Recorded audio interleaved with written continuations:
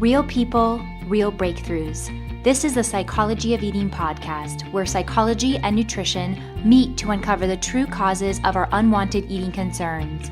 Your relationship with food will never be the same. Now, here's your host, eating psychology expert, and founder of the Institute for the Psychology of Eating, Mark David. Greetings, everybody. I'm Mark David, founder of the Institute for the Psychology of Eating. Here we are in the Psychology of Eating podcast, and I am with Sarah today. Welcome, Sarah. Hi, Mark. I'm glad we're here. I'm glad we're doing this.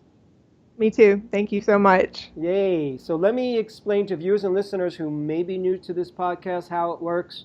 Sarah and I are just meeting now for the first time, officially, and we're going to spend an hour together with you all, and you're going to be in on our conversation as we look to help you move forward and get where you want to go. So Miss Sarah, here's my question for you. If you could wave your magic wand, and if you can get whatever you wanted to get from this session, what would that look like for you? If we could make miracles happen today, I would like, I'd like to feel more confidence around my body shape, my body size, and also just being calm around food, eating food, what my choices are, feeling calmness. Those two things would be huge for me if I could tackle that. Got it. So when you're not being calm and collected and centered around food, what does it end up looking like for you? Like, what's your experience? I become irrational. I'll grab for things that I know won't make me feel good. Maybe they're easy, or I'm looking at what other people are eating, and then I go into this whole conversation in my head about, look at the size of their body, they're eating that, I should be eating something like that. Is this going to be good for me? It's a lot of internal dialogue that is stressful. It takes a lot of my energy. How long has this thing been going on for you, would you say? Probably since I was a teenager, but I don't remember it being as bad as a teenager. I feel like it's just slowly gotten worse since then, right? Like it's just progressed throughout the years. How old are you now, Sarah? 32. 32. Are there times that you end up overeating or binge eating or emotionally eating? Or for sure. Yeah, I for sure feel like that I binge eat from time to time. I feel like I did a lot in college because it seemed like it didn't have consequences. I didn't really gain weight from it. Nothing really happened from it. I don't feel like I binge eat as much now, but yeah, there's certain times when I feel out of control and I'm eating and I think I'm full, this doesn't feel good any longer, but I continue eating. So when does that usually happen? Does that happen at a particular meal, particular time of day? Could it be any time? It might not be for weeks, or it might be 2 or 3 times a week, but generally it's going to happen in social settings. And usually if I'm doing it not in a social setting, it's at nighttime. I've finished dinner and I just kind of keep going back, right? Like either I'll have 2 helpings of dinner, even though maybe I'm full from the first time, I can't tell. And then I want to eat a sweet. And then I can't even tell, am I actually craving a sweet? I don't know, but I just feel the need to keep eating. But it's usually after dinner. Got it.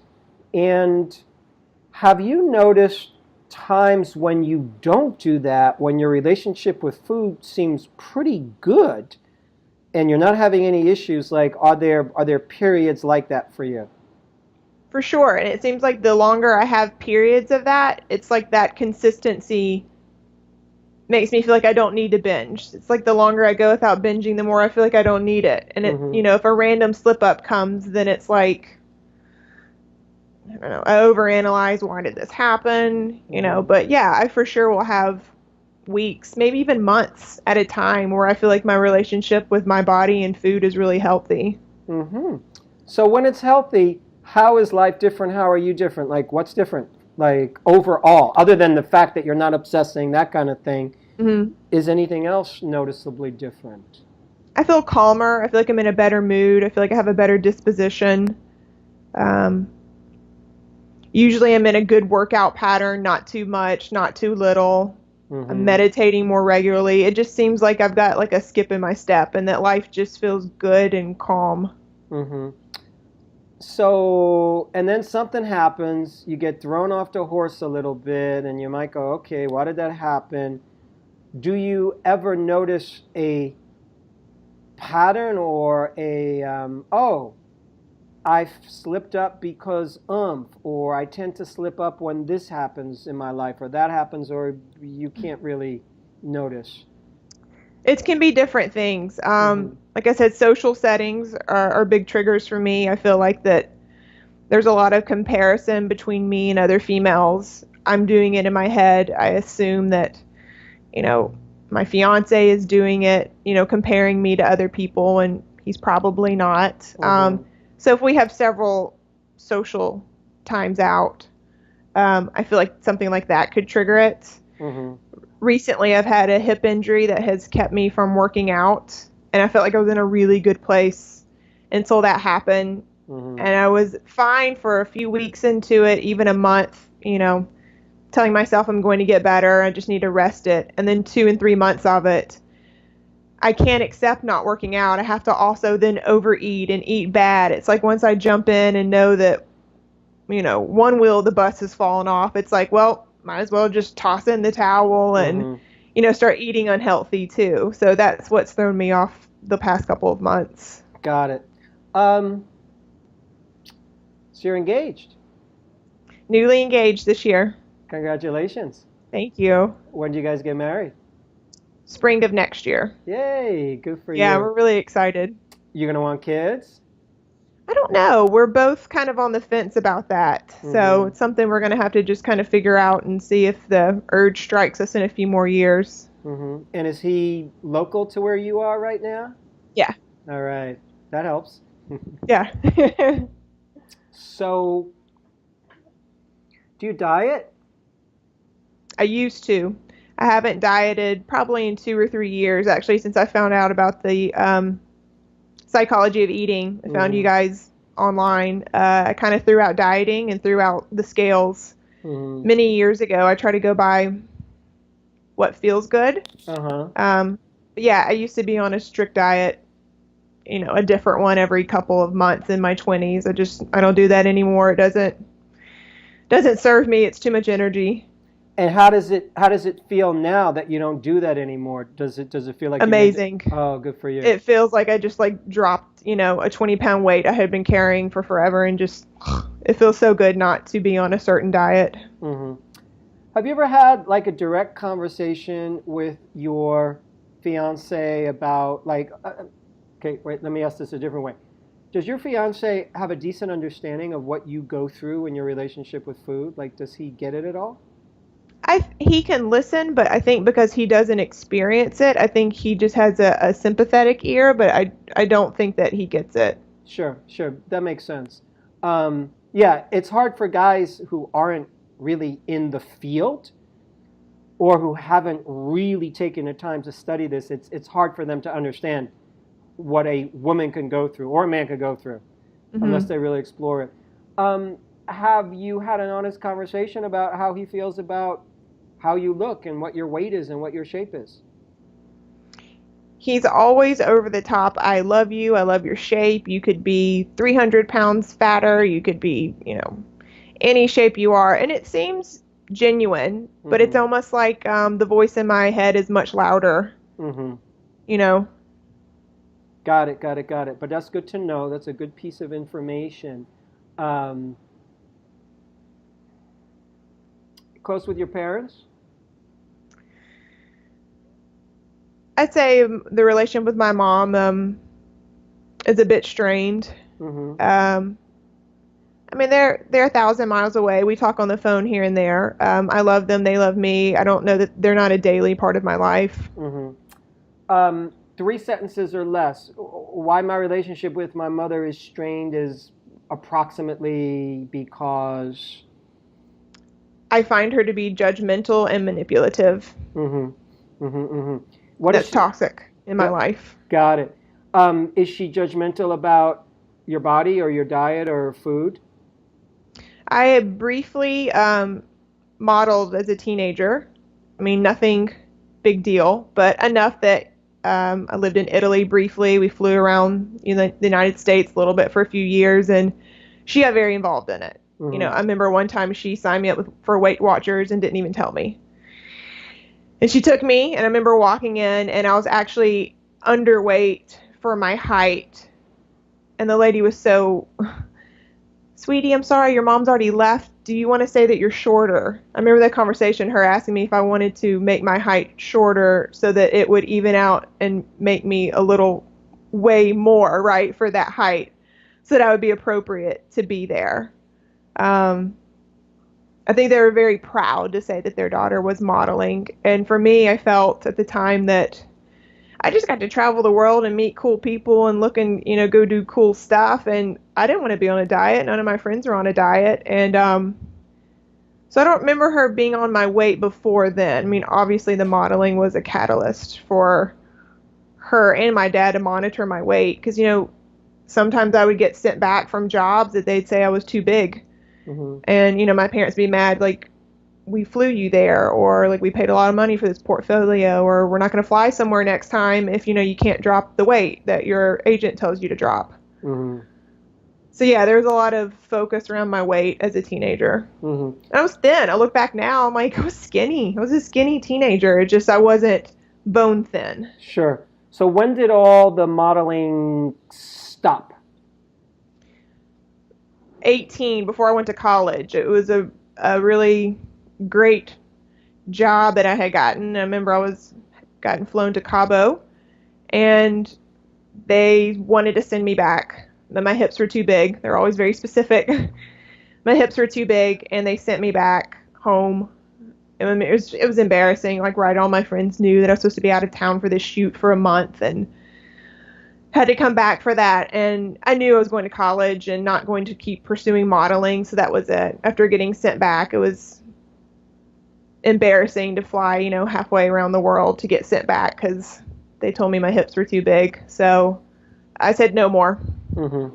No more. This was just a fun thing. I traveled around. I didn't have a career with it, so it stopped at 18, right before going to college. And then how did your parents respond when you raised your hand and said no more? They were fine with it. Mm-hmm. I don't remember there being a lot of talk about it. Mm-hmm. Got it. How is it for you right now with me asking you questions about this particular part of your life? Like how's it landing for you?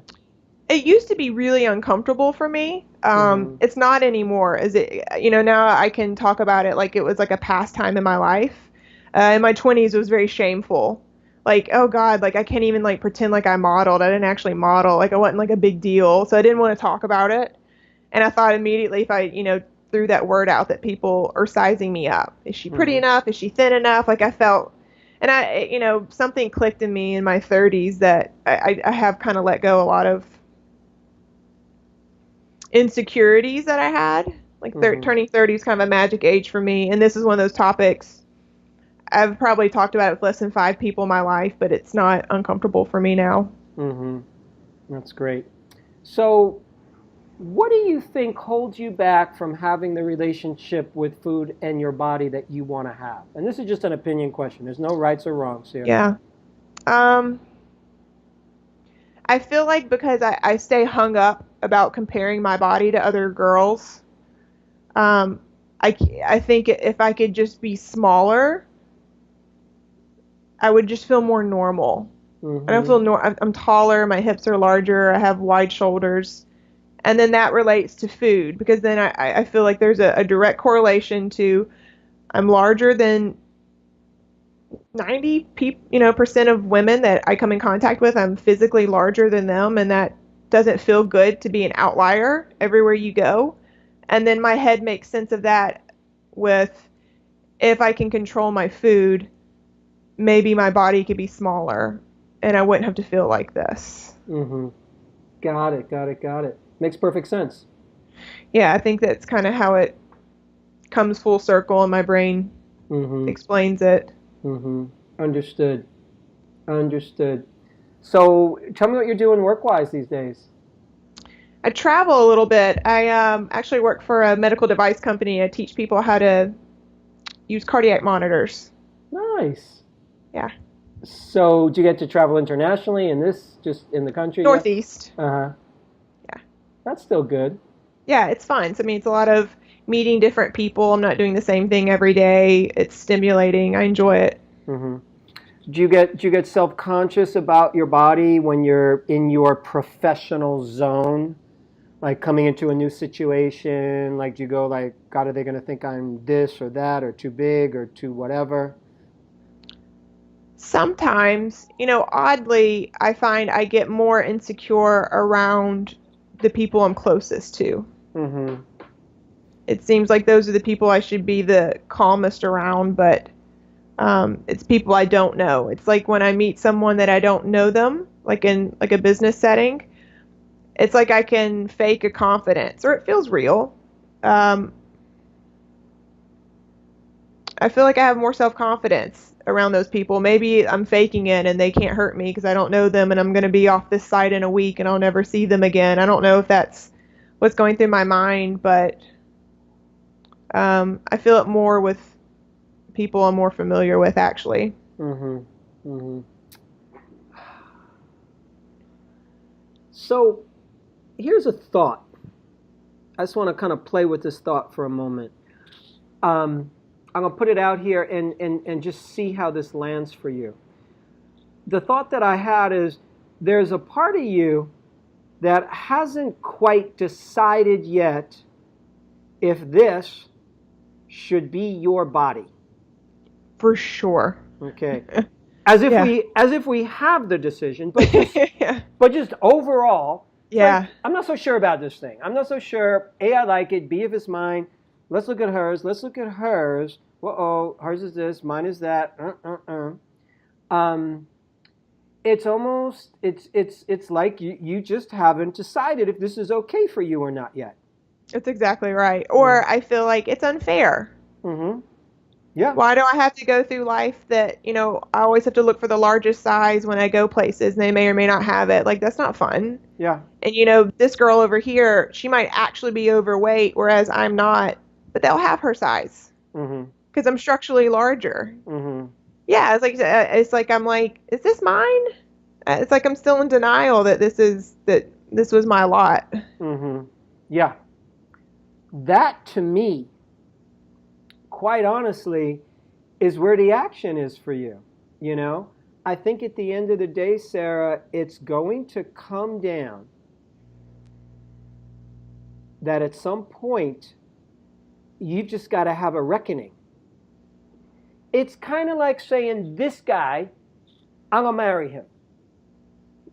Technically speaking, there's a lot of guys you could probably marry. Technically speaking, maybe you know them, maybe you don't. Maybe you know a few other guys you could have married. I guarantee you there's a lot of guys you can marry, but you picked that one. So you made a choice. You chose. Now when you choose something like that, that's my guy. That's it. Okay? Granted, it's not going to be perfect. There's other guys who are taller, shorter, richer, smarter, this or that, but that's your guy. That's your horse that you're going with. That's who you're betting on for you. Makes perfect sense. There's a lot of there's some certain choices like that in life where we've got to choose. There's also these weird choices where we have to choose something that we already kind of was chosen for us in a weird way. Meaning this. For me, let's say, I remember there was a day when I first realized, oh my goodness, I have these parents, I've been bitching and moaning and complaining and judging them, and I've never actually chosen that, okay, you guys are my parents. I agree. The day that I said, okay, these are my parents, I'm choosing that. Now, they've already been given to me. They've already given birth to me. I'm already in my teens. But I've been resisting it.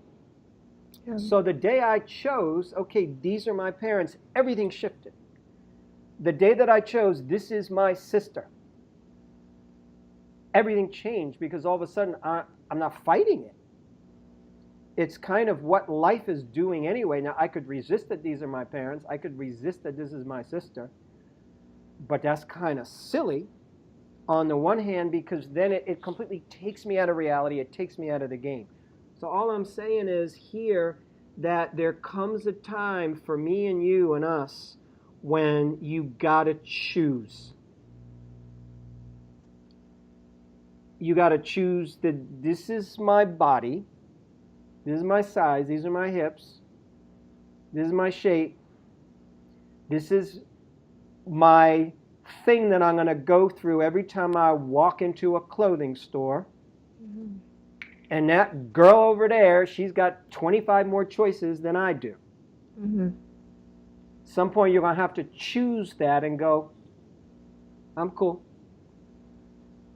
I'm cool. I'm cool. Could be worse. So, easier said than done, I know that.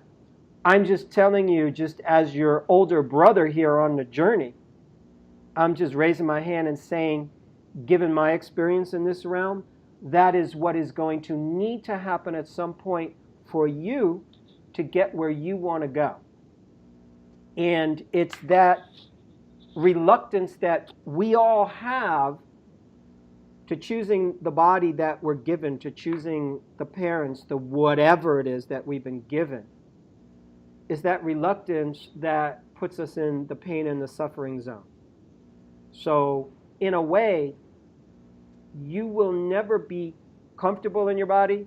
You will never be able to let go of, all of a sudden I'm obsessing about food, I'm obsessing about diet, here I am comparing myself to her.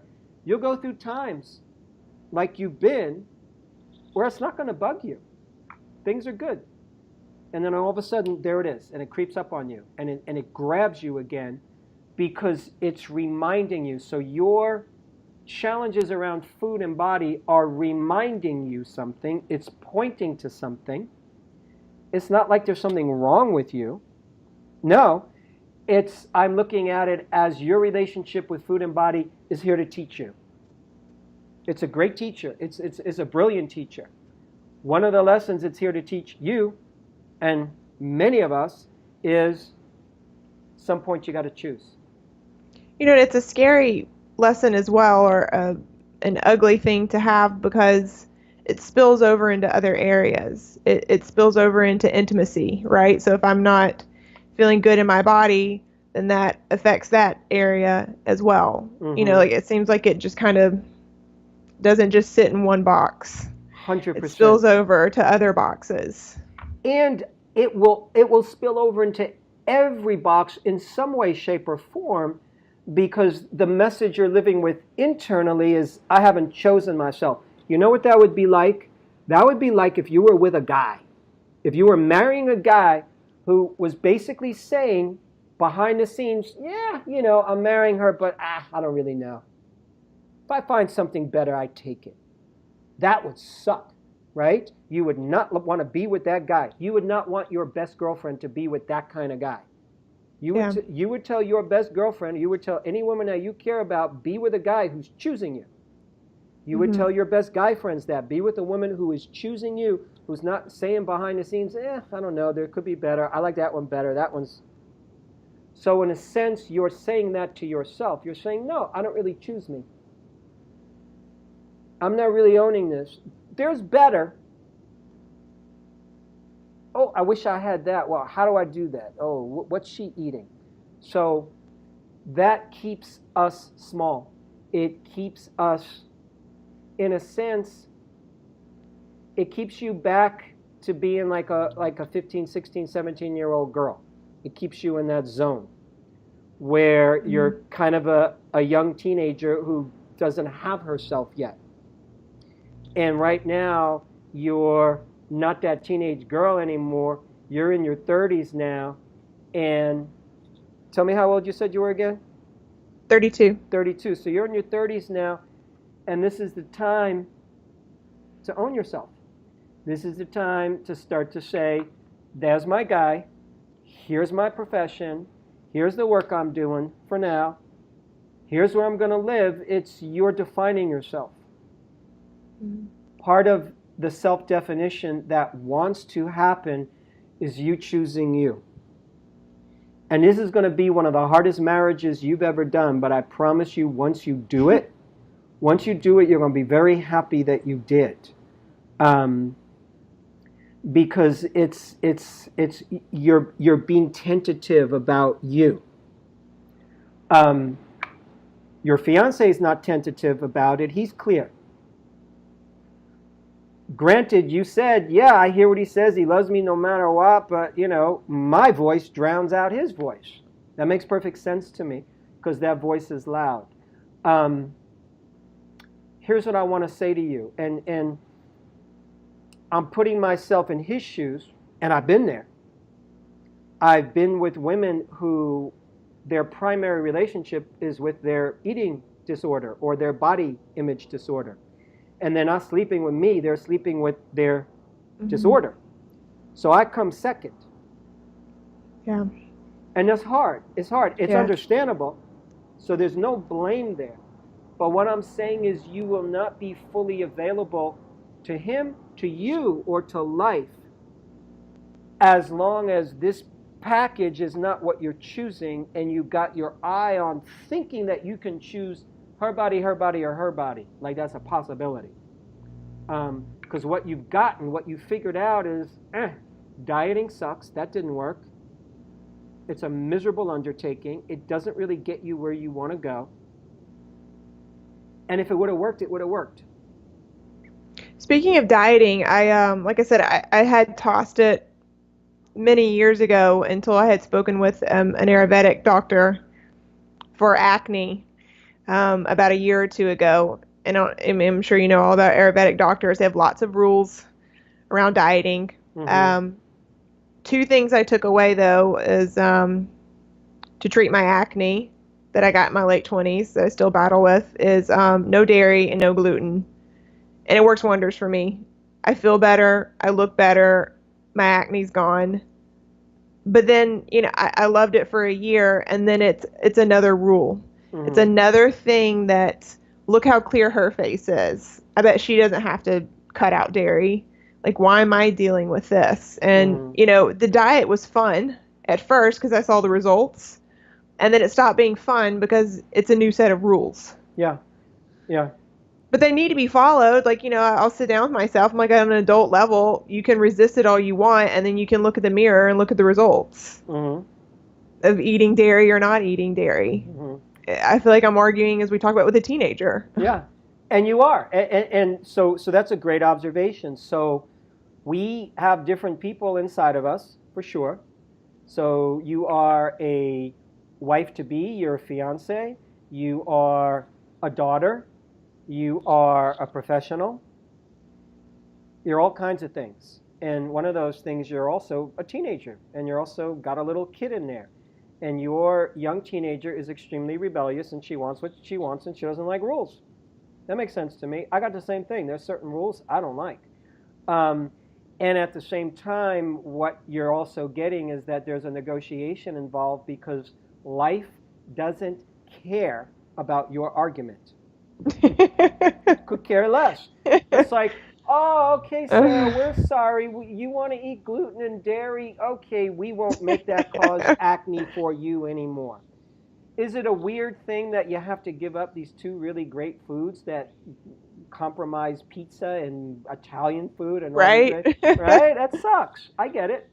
I totally get it. And this is called life. It's called adulthood. It's called growing up. It's called learning to live with restraints and parameters and making evolved choices for ourselves because you said it yourself. It's like, sure, I could resist, I could fight myself, and then I just look in the mirror, I see the result. So then it becomes a choice. You're free to eat whatever you want. Anything. You can eat whatever you want or not. It's literally up to you. That's the beautiful thing. You have choice now. And choices have consequences. You can marry whoever you want to marry that wants to marry you. Whoever you marry, that choice has consequences. You don't get married, that has consequences. You just date, that there's consequences to everything that we do, positive and negative and otherwise. So you're learning how to mature into that experience. You're learning that, yeah, there's a rebellious teenager inside me, and if you want to let her drive the car, then there's going to be some interesting results. So this is you growing up. Really, that's what it is. This is you stepping into your womanhood, your adulthood in a whole new way. So there's nobody to fight here. There's nobody to blame. Your parents aren't making you do this. Your fiance, nobody's making you do anything here. So the power comes from owning your choice. The power comes from saying, okay, here's my lot in life. Here's this body. Here's this skin. Because the beauty of it is, maybe that stuff gives you acne. I promise you, if it's giving you acne, it's affecting your body on a deeper level. Over time, over many years, that can then impact your health in a deeper way. So what is skin deep now, years from now, can become a different kind of issue. So all I'm saying is, there's a wisdom to it all. Right, for sure. I mean, I just see it as inflammation. It's just inflammation in the body. So right now it's on my face, but I mean, that could be anywhere, right? Joints, organs, yes. Anywhere worse. Yes. Here's what I also want to say about acne, especially as it relates to the face. I'm not saying this is true for everyone, but for a majority of people, when a human has acne on his or her face, there's a natural level of shame and or embarrassment. If it was on my chest and you couldn't see it, fine. Okay, I take off my shirt, then I can feel embarrassed. But when it's here, that's not easy. No. It's not easy walking into the world in that way. So what we have to contend with is a sense of embarrassment. What I want to say to you is, I like to explore when that's happening for somebody, just how that particular person in general relates to embarrassment. What I'm meaning here for you, I'm going to be more specific for you, let me just say it. Another way to language what we've been talking about, another way to language kind of how I see you, is there's a place not only where you haven't chosen your body, but you're a little embarrassed by it. Mm-hmm. And that embarrassment grabs you and it gets you and it has you doing thoughts and behaviors that don't serve you. And you're also overcoming that. So changing your diet is actually a form of empowerment. It's like saying, I'm going to empower myself to do something about this. I'm empowering myself to do something about something that embarrasses me. So wow, I've done something difficult. I've let go of wheat and dairy and my skin cleared up. That's empowering. But at the same time, on a deeper cut, you have not graduated from embarrassment about your body yet, and that's a target I want you to have in your sights. I want you to know that what we're shooting for, what I would love to see you shoot for, is the day when you're no longer embarrassed about your body, quite the opposite. It's like, here I am. Gosh, I was talking to somebody else. I keep thinking about Beyonce. Yeah. I look at Beyonce, I watch her attitude, I watch how she moves, I watch her body type, and I'm thinking, she couldn't own it any more than she does. Yeah, you very should true. watch Beyonce. Like, that's an empowered woman. She's a big girl. People are paying attention to her. She is charismatic and attractive, in large part because she owns it. Yeah. She owns it. And it works such that just at the pure level of sex symbol, like she's an international symbol of that, with a body type that ain't traditionally like this little tiny anorexic thing, that says something to me. Yeah. That's an interesting role model for you. not to be rich and famous, so to speak, but to look at a woman who doesn't have shame in her game around that. And she's owning that. And When I hear you say that, it's like a double-edged sword, because one part of me feels empowered to get this right, and then the other part of me feels a lot of pressure to get this right, especially being engaged, right? I don't want to bring this into my marriage. So it's like the pressure of it can either motivate me, or it can make me want to crumble and not do anything and feel self-defeat. I don't know which side of the sword I'm going to pick up each day. Okay, let's figure that out right now. I want to handle this piece right now. You just said something, you said something to the effect of, I don't want to bring this into my marriage. Let's change that.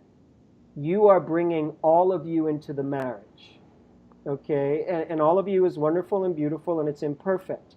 He's imperfect. I'm imperfect. Find me a perfect person. Ain't gonna happen. So you're bringing all of you, and all of you is worth it. Yeah, you're bringing your challenges too. Great, so is he. You're going to stand by him. You're not going to abandon him because he has this challenge, that challenge. He's insecure about this. He's insecure about that. That's not what love is for. So you're bringing this into the marriage. And what a beautiful thing. Because then you have the chance to grow.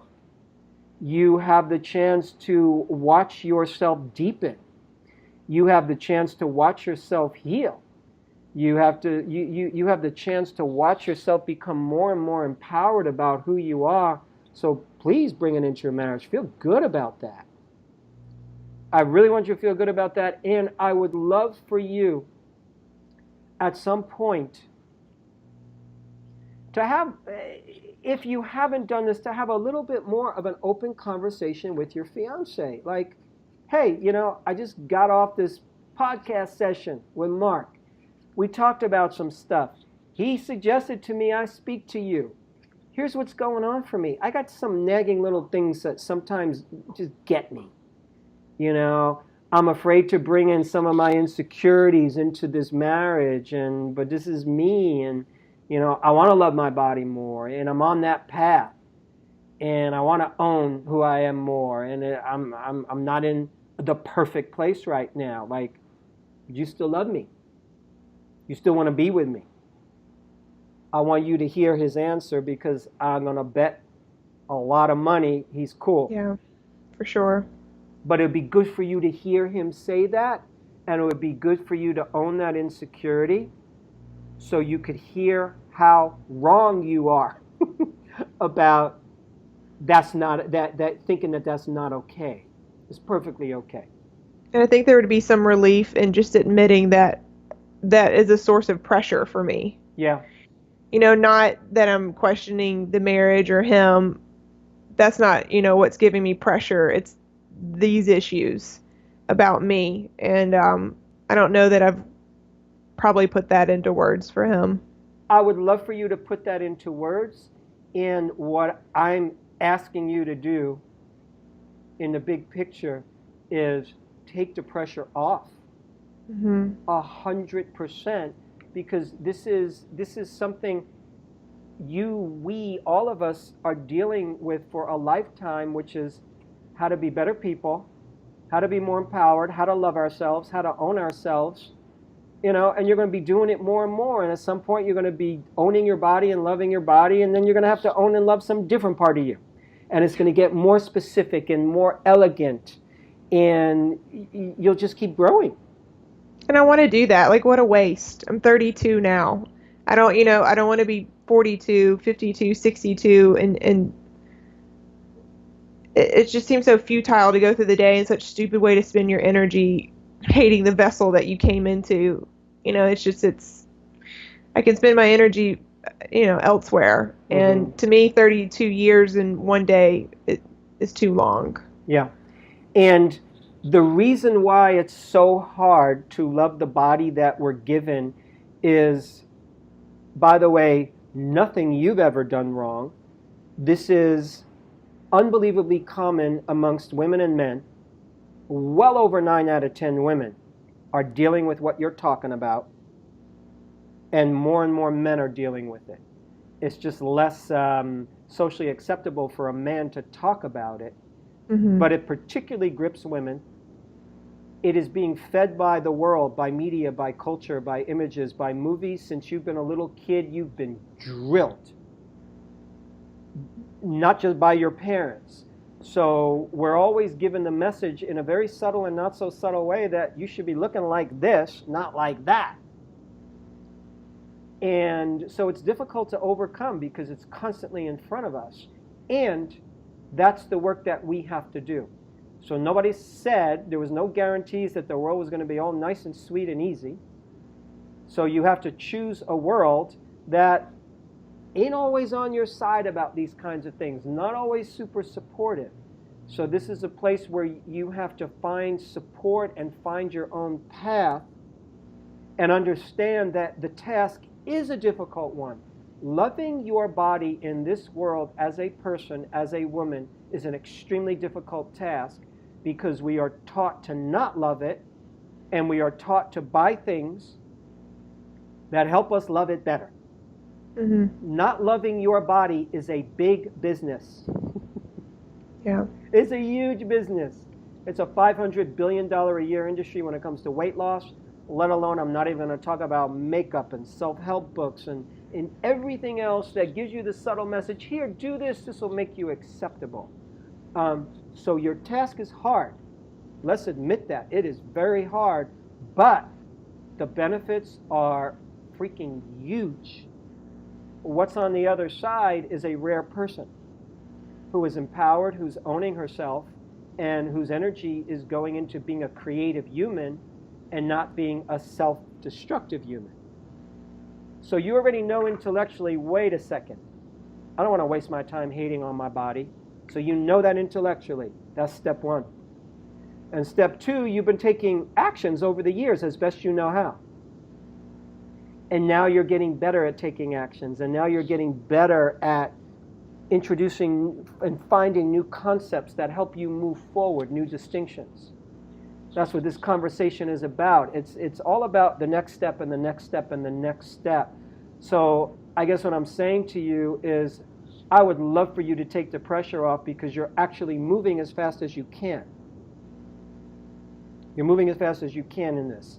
And for most people, fast looks like slow here because there's no one thing to do that's going to snap us out of it overnight and all of a sudden we love our body.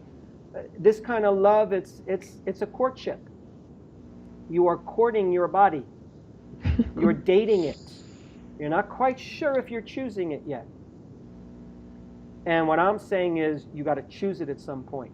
Keep dating it. Keep checking it out. But you got to choose it. Once I choose it, I wonder, what does that picture look like? What does the picture of health look like? Will I still have bad days? How often? If I do have a bad day, do I think, oh God, I've slipped back? Like, okay. What does it look like, I wonder? Great question. What does choosing a guy to marry look like? Will we have arguments? Or will we live happily ever after? Of course, it's going to be intense at different times. It's going to be beautiful. It's going to be wonderful. It's going to be everything. So choosing this body doesn't mean that you're not going to have challenges. It doesn't mean that you're not going to have days when you look in the mirror and go, I hate you. It just means you're choosing to stay in the commitment and stand by yourself.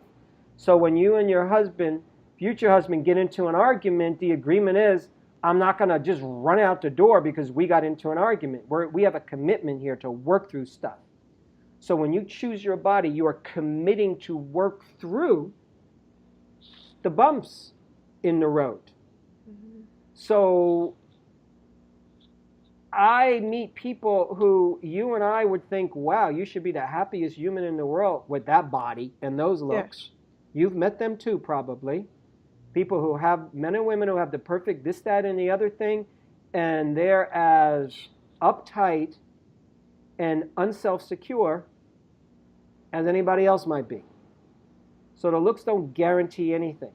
So all I'm saying is when you choose you, what it looks like is that you no longer abandon yourself. Okay, and now I'm going to hate myself for the next 6 weeks. Now I'm going to judge the hell out of myself. No, because of your commitment, you're going to rebound faster. Will you go into self-hate? Probably. Will you go into self-rejection? Probably. Will you bump into somebody on your travels where you look at that woman and you go, oh, God, I wish I looked like her? Yeah, probably. But you're not going to give it that much energy. Right, like I don't want to not enjoy my honeymoon because I'm in a bathing suit the whole time and I'm, comparing myself to other women. Mm-hmm. I don't want to do that on that week. No. It's not how I want to spend it. I don't want you to do that either. So that's where you have to help yourself graduate. It's a self-graduating experience. No one can give you a thing, pill, concept, thought, anything that's going to get you to that place where you're going to go, okay, cool, I feel comfortable this week with this body, in these clothes, in this bathing suit. Nobody can give you that but you. You grant you that by you choosing you. It's no different than choosing him. You made a choice. And it's choosing that and then taking actions that speak to the choice. So if you say to him, I love you, and I'm going to be with you, then you demonstrate that love in different ways. You each have different ways that you demonstrate your love. How do you know he loves you? He probably demonstrates in ways that land for you. He says things. He does things. He does actions. You feel things that are tangible for you. That's how you know he loves you. Same for you with you. When you are choosing your body, you then have to do tangible things that prove to you that you're choosing it. Might not be easy in the moment. Example, tangible things that prove to you that you love your body. You look in the mirror and you go, that looks good. You look in the mirror and instead of going and judging, you go, I like that. You go, that's sexy. You find that place in you. What it means is I'm going to pamper myself and go get a foot massage, a pedicure, a manicure. What makes you feel beautiful? I'm going to go buy that piece of clothes because that is going to make me feel good. When I go shopping, I'm going to go with this girlfriend because she so loves me and so supports me and is so going to help get me out of my head if I go into my that's a tangible act. Yeah. So whatever small tangible acts will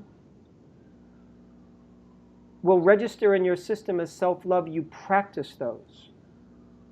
Because then you start to give yourself the message, my words and my choice is congruent with my actions and the things I say to myself. So it means monitoring your dialogue, and when you start to go into comparison and self-hate, you catch yourself. Do you think that when I find more acceptance around that realm, do you think that other things will chip away and that I'll start to feel more calm around food as well? 1,000%. Because the problem is not with food. The challenge is there's the part of you, and it's an old part of you from way back when. There's a part of you that still believes, and understandably so, because that's what you've been taught by the world, that food can help me fix all this. Mm-hmm. So you haven't let go of that yet, which is understandable. So because there's still the part of you that believes that food can help me fix all this, that you'll get sucked into that every once in a while. And all of a sudden, like, oh, maybe I should eat this, maybe I should eat that. Oh my God, I shouldn't have eaten this, I shouldn't have eaten that. I don't want to limit myself, but I do want to diet, but I don't want to diet. So that all gets generated. Yeah. Because you still think that can save me from this challenge that I have called, I don't approve of this body fundamentally, I don't want it. You gave me a bad hand, God, give me something different. Yeah. So what I'm saying is we are going underneath. If you go to a typical counselor or therapist for food issues, they're going to focus on the freaking food and changing your behavior. And yeah, there's always little tweaks you can do, but it's not ultimately where the action is. Right. So will your behaviors around food change as you are able to step into some of the places we're talking about? You bet. In a big way. So what I'm going to ask of you is, first and foremost, be patient. I really mean that. See if you can, and I really want you to remind yourself of this. Take away the urgency. It doesn't mean you don't work diligently. You work every day. I'm going to guesstimate that you work 40 hours a week. Is there an urgency around that? I don't know. You wake up, you do your work. Mm-hmm. So every day you're going to do your work around this. You're going to notice when you start to go into negative self-talk. You're going to notice when you do loving acts that demonstrate love for your body, and you go, oh, good girl, way to go. You're going to notice when you say something kind to your body. You're going to notice when your fiance is loving on you, and you're going to take that in. That's hard. I know. That piece. Yeah. It's really hard. And what a good freaking problem to have. Yeah. of all the problems, yeah. Check out this problem. I got a man who is wanting to marry me, loves me, attracted to me. I don't love my body as much as he does, but man, would he love me to just relax into that so we could both have a good time together. What a good problem. May you have problems like that throughout the course of your life. Like what a good thing. All problems should be that cool. So yeah, you're right. That's a challenge. But what I'm asking you to do is to be in the school of life in a slightly different way. That's why I said patience. Mm-hmm. Take the pressure off. Be a beginner. And start to enjoy this journey a little bit more. Because you've already progressed. You're already getting to a better place. If you look at your progression, you will prove to yourself that you're moving forward. So a part of this conversation is me reflecting to you, hey, job well done so far. You focus on where you're not at. You focus on the imperfections. I get it. I'm focused on, wow, good job. Wow, you've grappled with some interesting stuff on your journey. And wow, you've created a good life for yourself. Wow, you've overcome some interesting challenges. And wow, you have some interesting challenges ahead of you, but you have the tools to get where you want to go. And it's just a little more trust and a little more faith, and you're going to get there. You don't know how 100%, but that's okay. That's okay. So a little bit of forgiveness, self-forgiveness, you know.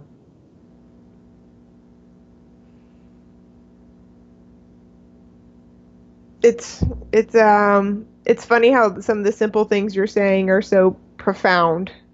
I guess I'm in the mindset right now that I needed to hear it, but hearing the word choice was very powerful. I can already hear myself saying that, to myself during the day, like, I choose you. Maybe just like self-talk like that. It's my body. Like, I choose you. Yeah. And then talking about the urgency and pressure. Sometimes I think that the urgency and pressure are worse than what it is I'm actually battling. Bingo. Because there's no urgency and pressure, and as soon as you take away the urgency and pressure, what's left is possibility. Yeah. What's left is these beautiful materials called your life that you have to work with. And that's a good thing, So it's like you're going to learn self-love. You're going to learn how to love more and how to receive love more. Like, that's a damn good undertaking. And you have a willing partner to do that with. And you yourself are willing. You're just a little scared, understandably so, but you're willing. What a great thing. And it is the simple things. That's also what I'm here to remind you of. Like, we try to look for all these complex answers in these complex diets, and we get distracted away from the real higher truths, the more powerful truths. Mm-hmm. The aspect of this that is more of a spiritual journey for us. And this is about us learning how to love what we've been given, because you've been given what you have for good reason, and we can't always understand and know. And sometimes it's just about being a little more humble, you know. It just humbles us. The body humbles us.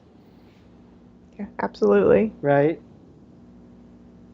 So I super appreciate how you've shown up and how you're dealing with this, and I'm very impressed. You know, honestly, I'm just impressed. It's not that I'm hopeful for you. I just totally believe in your journey. So I know you're going to get where you're going, where you want to go, and you just have to keep doing what you're doing, and you're tweaking. It's like, right. Oh, okay, take a little pressure off. Oh, relax a little bit more into this. Oh, start to choose myself every day. And, you know, I don't always believe in what I'm about to say because it's not always good, but a lot of times it really works, and it's fake it till you make it. This is a good place of fake it till you make it, of just going, hey, I choose you.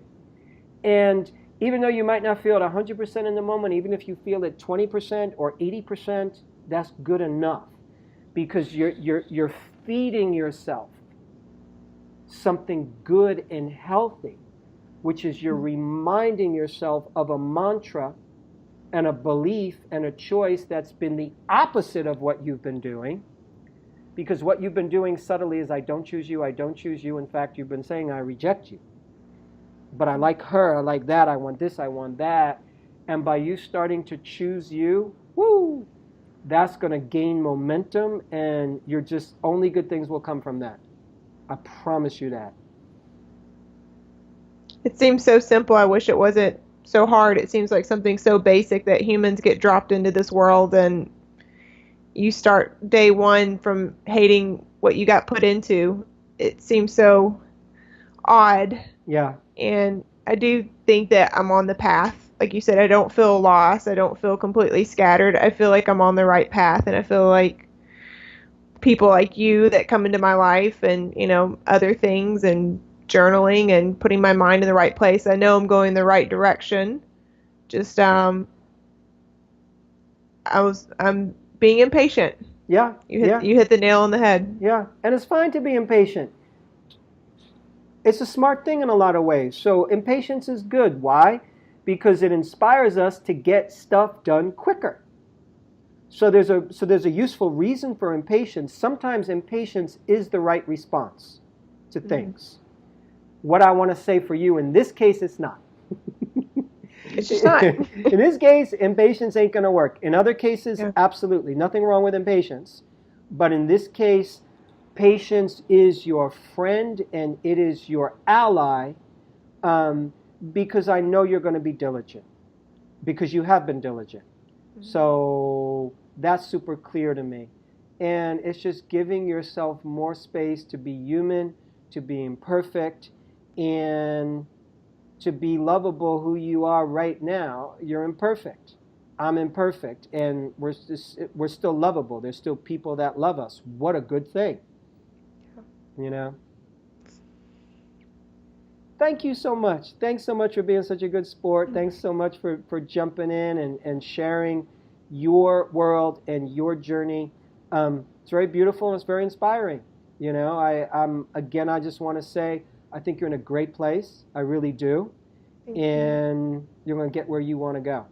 I think so. Thank you so much for your kind words and your encouragement. You have a big heart, and it doesn't go unseen. So thank you. Thank you so much. You're welcome. God bless, and we're going to follow up in a bunch of months and just kind of see how it all rolls out. Okay. Thank you, Sarah. And thanks, everybody, for tuning in. Always appreciate you checking us out and tuning into the podcast. More to come, my friends. Once again, I'm Mark David. On behalf of the Psychology of Eating podcast, take care. I hope this was helpful. Thanks for listening to the Psychology of Eating podcast. To learn more about the breakthrough body of work we teach here at the Institute for the Psychology of Eating, please sign up for our free video series at ipe.tips. That's I for Institute, P for Psychology, E for Eating.tips, TIPS. You'll learn about the cutting-edge principles of dynamic eating psychology and mind-body nutrition that have helped millions of people forever transform their relationship with food, body, and health.